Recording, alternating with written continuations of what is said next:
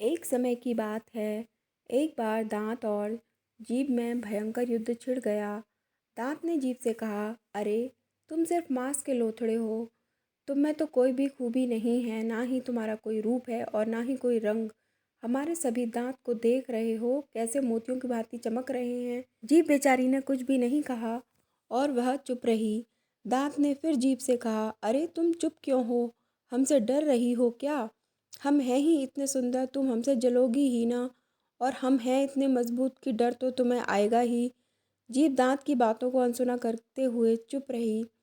दिन बीतते गए, समय अपनी रफ्तार के साथ आगे बढ़ता गया और देखते ही देखते कई माह और वर्ष बीत गए। अब उम्र ढलने के साथ साथ धीरे धीरे करके एक एक दांत गिरते गए, लेकिन होना क्या था, जीभ वहीं ज्यों की त्यों बनी रही।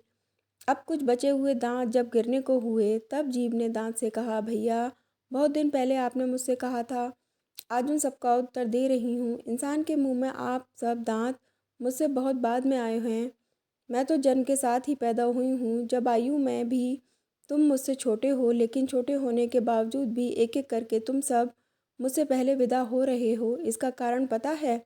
दांत ने जीभ से अब विनम्र भाव से बोला, दीदी अब तक तो नहीं समझते थे, पर अब बात समझ में आ गई। तुम कोमल और मुलायम हो और हम कठोर हैं। कठोर होने का दंड ही हमको मिला है।